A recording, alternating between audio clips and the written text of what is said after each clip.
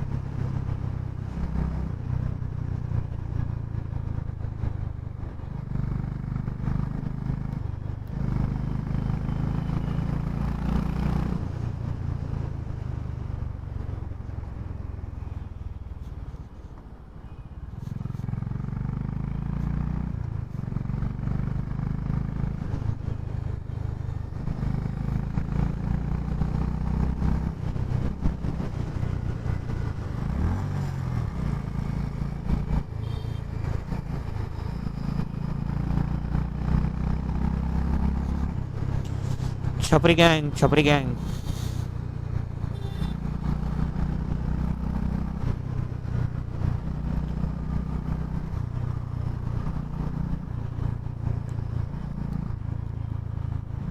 It's actually started to get a little warm or hot, I believe.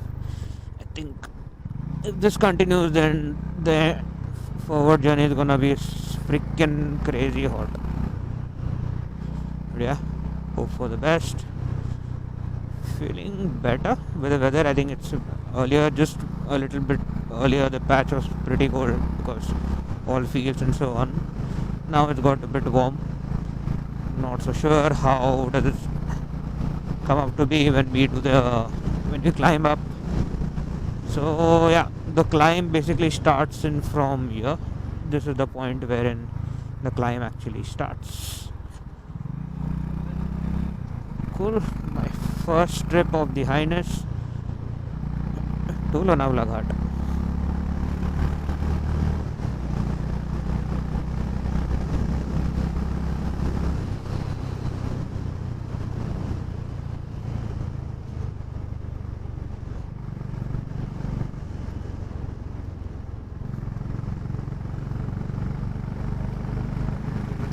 My bad. There is a little more area to cover before we actually start. I think a little ahead there is where the climb starts in from. Here there's a bus stand on the right hand corner if I'm not wrong. Left and bad. Yeah.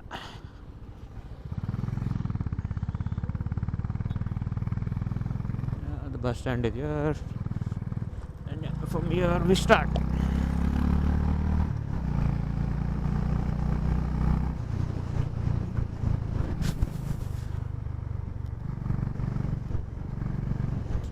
I hate when they don't maintain either right or left lane in the middle.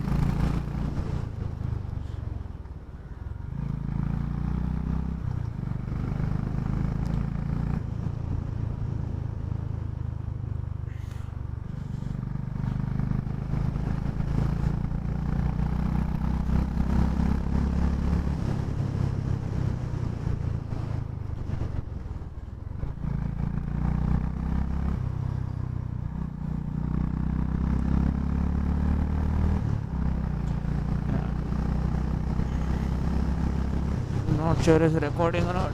It is great.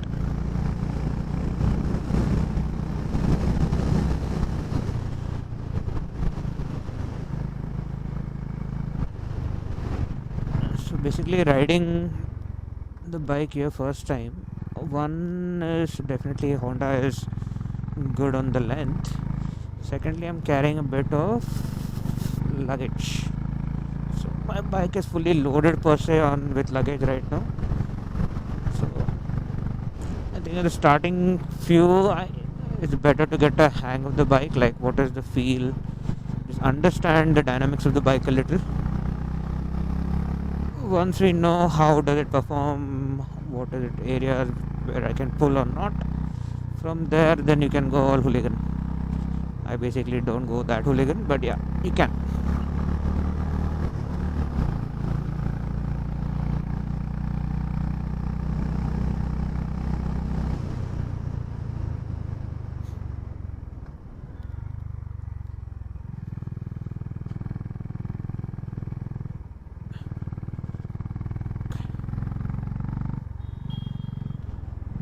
Good stability on the curves, not a problem. Tires are doing justice.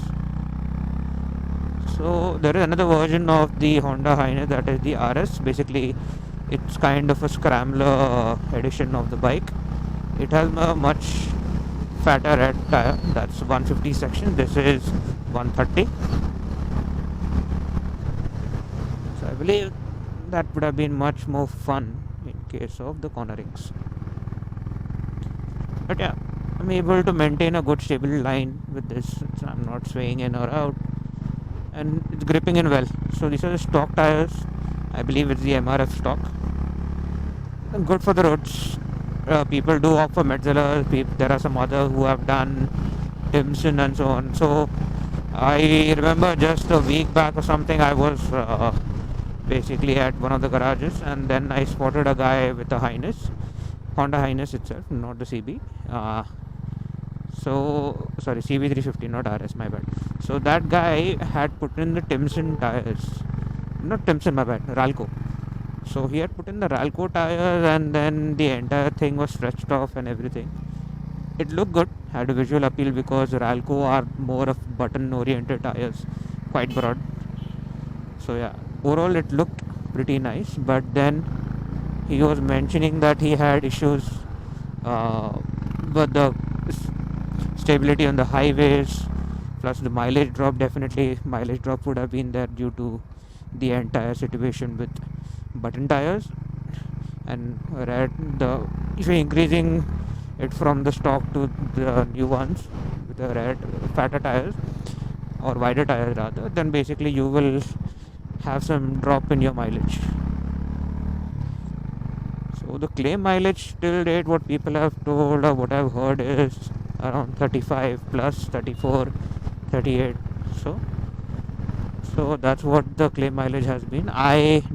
Before my first service, I did get 34. This is after my first service.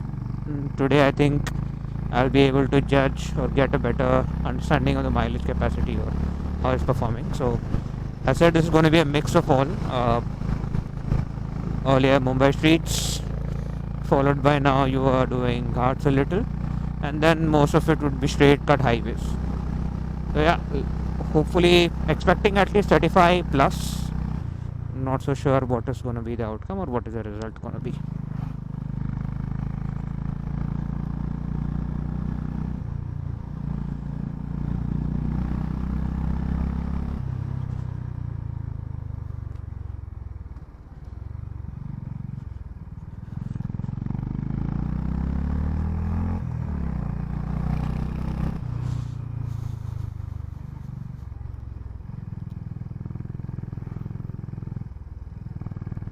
Holding pretty still with the entire weight. If you can see, it's a good tilt, but stable.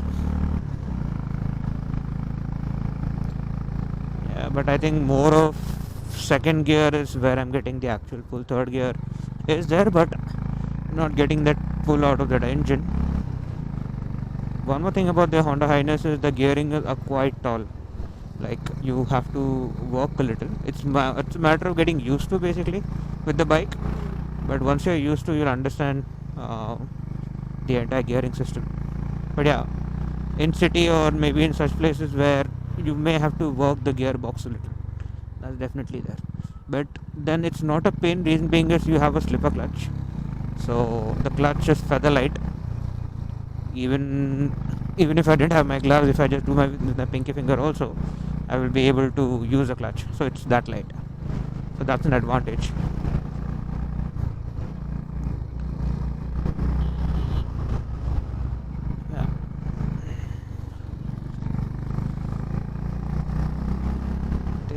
Clear Lonavala, then somewhere towards before entering Pune or after ending of Lonavala, I may halt for breakfast.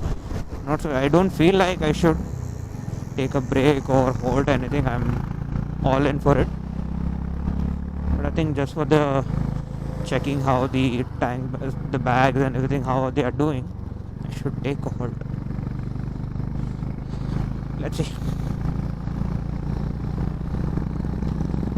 I'm enjoying the company of this guy in the Pulsar. He is just having a good time, and I'm able to have a good line with him. So when you're riding as such, it's always good that you have someone whom you can tail in, or you can basically do a parallel run with, because then you're able to enjoy the entire movement. There's a good amount of breeze. If you can see, it's hitting me straight to the left. Heavy breeze, I could say, extreme breeze. Yeah, thank you, the boulder. Let's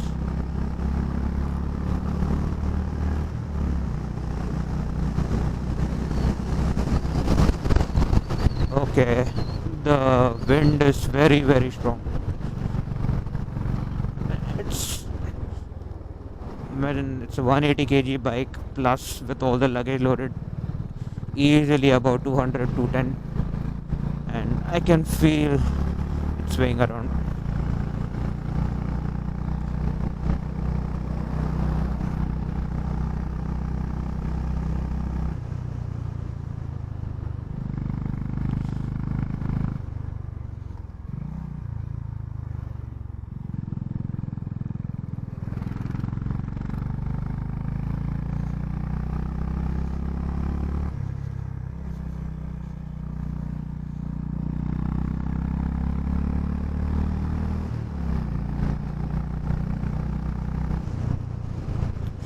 I'm constantly doing a little bit of gear change, like 2, 3, 3, 2.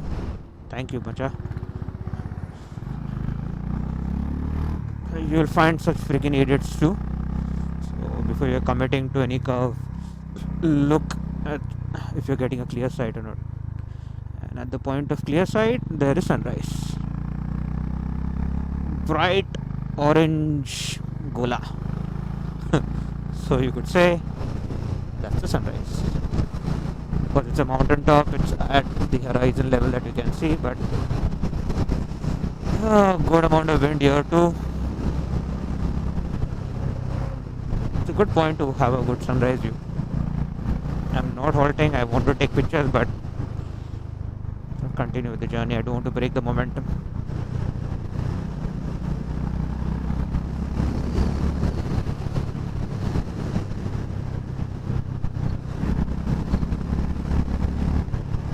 Fortuner. I'm not sure if how do these guys allow with all this tiny bit modifications, where you can see the number MH is small, CM is small. I'm sure it's some politician or someone influential. Otherwise, for normal public, there's always a challan.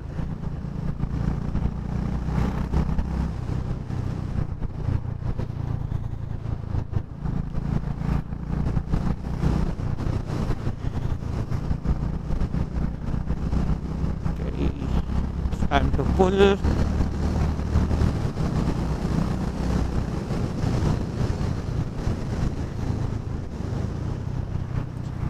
think one of the best YouTube channels to learn riding, to understand how to ride about, how do you commit on lines, etc. is Murtaza. Definitely Art of Motorcycle, Mr. Murtaza Junaid, any day. The king. He's seen it all, spent many years, and you can see this idiot. So he spent a lot of his life rallying, racing, and he understands the dynamics of biking. Which is good to learn from them. Definitely, I may not be up to what his teachings are. I have my own riding style, but at the end, all that you should keep in mind is, irrespective of your riding style, be safe yourself and keep others safe too. Don't jeopardize yours or anyone else who's riding along besides you. And yes, and one more person that you should listen to or watch his videos is OGF. He clearly mentioned it's a jungle out there, and definitely it is. You never know. At least jungle, I believe, is much more civilized. We city dwellers are much more screwed up in terms of how we end up managing on the roads, how people are cutting in. No indicators, no horn, no signboards, nothing. The raw feel of riding, sad to say, but that's the stupidest way it's done right now. But yeah, it's only when you start doing highways and all everything that's when you learn the respect of riding.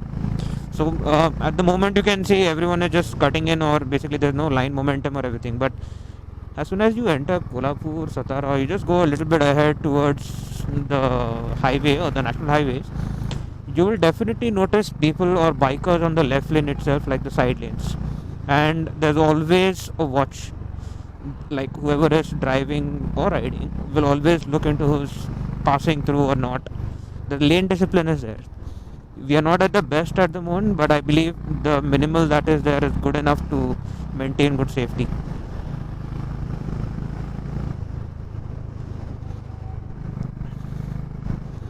Okay, we are nearing Lonavala. Almost Lonavala. Wow, that's a good view. No, that's something worth riding for.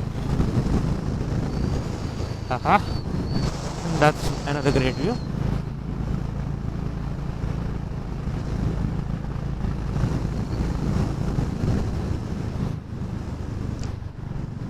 So it's like chasing the sun all around. It's playing hide and seek. But that's the fun part of it. Okay, that's a group.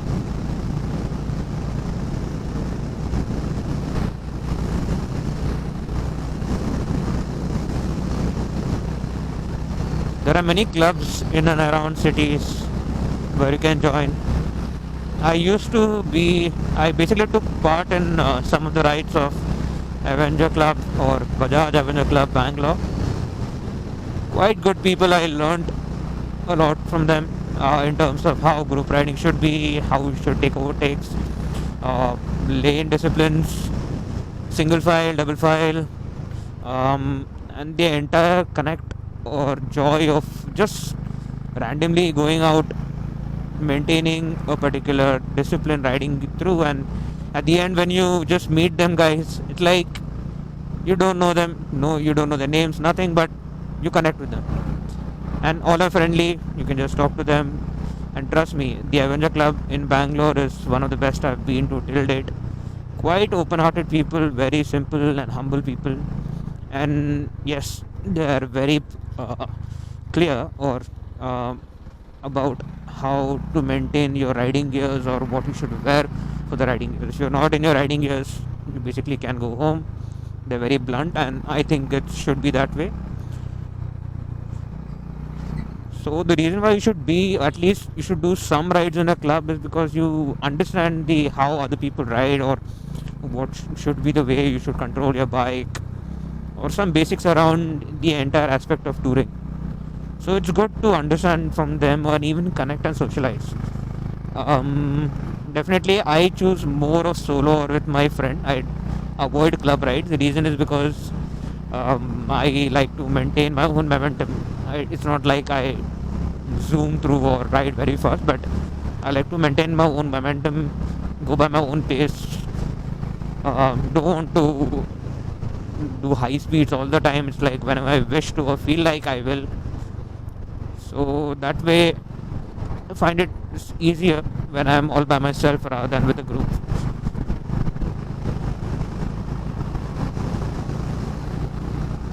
So I've done Bangalore to Bangalore, then Bangalore to Mumbai.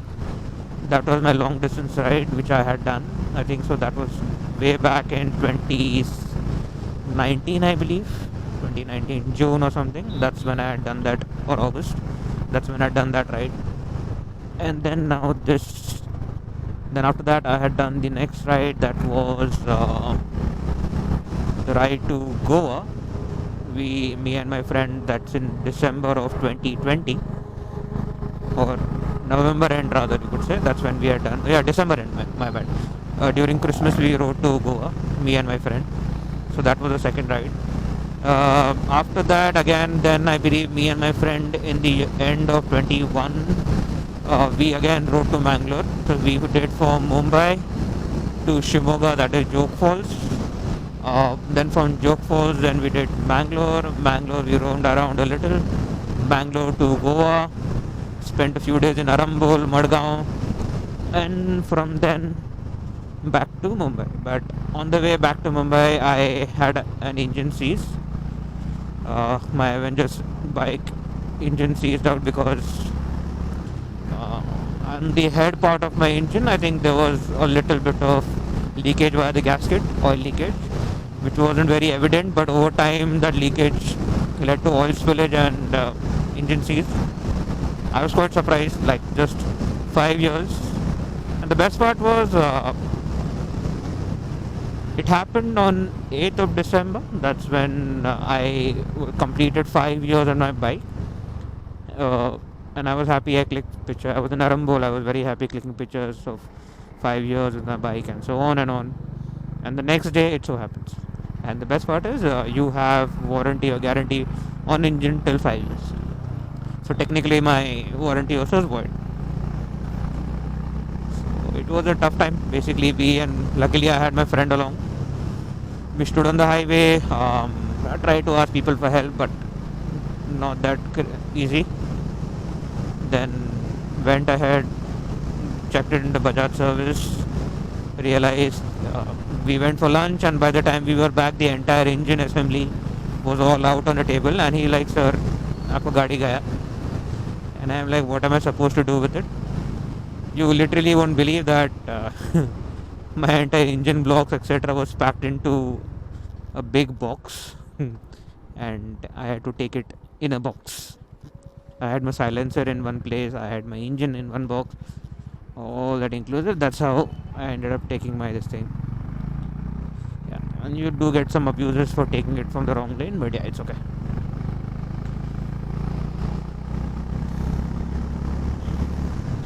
The sun is up. The earlier I cover Pune, it's better because then Pune traffic is one of the craziest things. It's better you go ahead and clear the traffic and hit the expressway out in, and then it's easier to go through.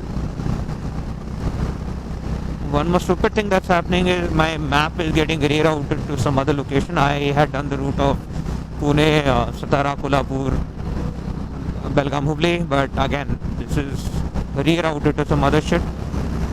It's showing me arrival at 7 p.m. It should not be the case. I should be reaching Hubli by around 5:30, 6:30 or something. This is showing something different.